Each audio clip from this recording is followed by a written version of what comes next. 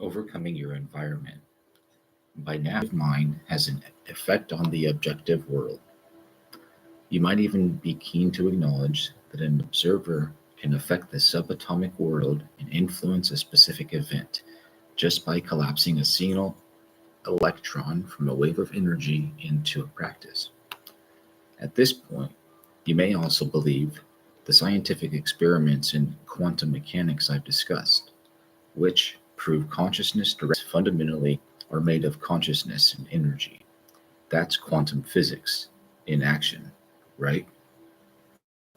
But perhaps you're still on the fence about the concept that your mind has real, measurable effects in your life.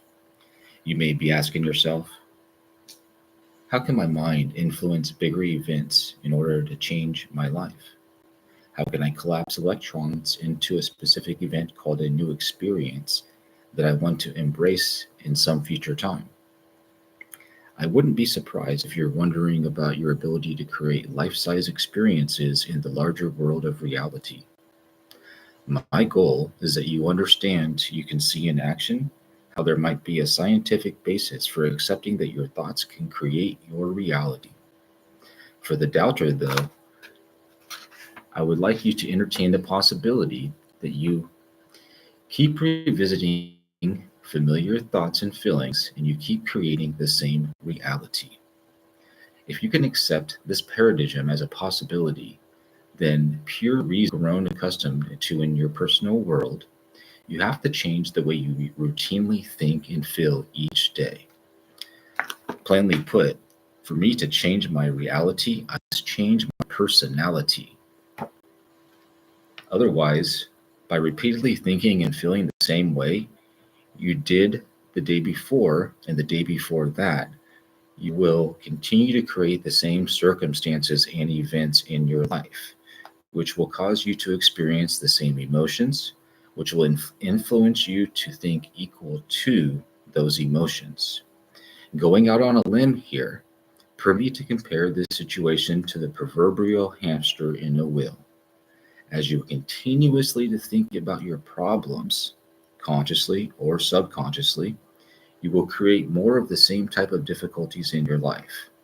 And maybe you think about your problems so much because it was your thinking that created them in the first place. Perhaps your troubles feel so real because you constantly revisit these familiar feelings that infinitely created the problem. If you insist on thinking and feeling equal to the circumstances in your life, you will reaffirm that particular reality. So in the next few chapters, I want you to focus on what you need to understand in order to change. You see, I started reading this book a couple of years ago. This is my third time going through it. And the results that I'm getting this time around are incredible. It's a level of comprehension that is now built into me, the process of manifesting. And reality is, when I wake up with a positive mental attitude and I'm grateful for my day and I'm visioning the positive things that can and will happen for me today, I am equally partnering in creation in my reality. On the other hand, if I wake up uh, in gloom and doom, I'm setting my day up for disaster. But here's the beautiful thing: with the tools that we learn through meditation and visualization and uh, other tools and skills that are revealed in this book, in practice basis. Today is one. Uh, you know, if you've been following me for a couple of years, especially on this channel, just a couple of years ago, you can look back at some of the videos that I was putting out there.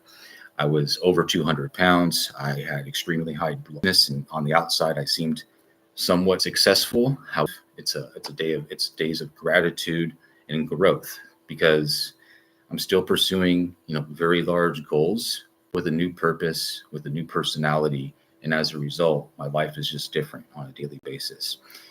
There's currently almost 700 of you subscribed to this channel, so I want to say thank you. I have created another channel where I do create more content around this type of stuff. However, I appreciate you being here. There are some links that I've added to the channel so you can check out the new community that I'm building, and I can also share with you some of the projects that we're pursuing. With that being said, uh, hopefully you guys have a great day and a great weekend. Check out this book. It's called Breaking the Habit of Being Yourself by Dr. Joe Dispenza. And just the subject of quantum physics, manifesting. Now, 20 years ago, this was looked at as a mystical type thing. This is a scientific backed thing in 2025.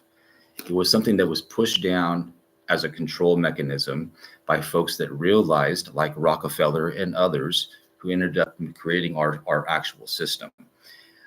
These are secrets that we have been with us for hundreds, if not thousands of years, that are now being brought back to the forefront as we begin to share more knowledge and improve as one. Have a great day.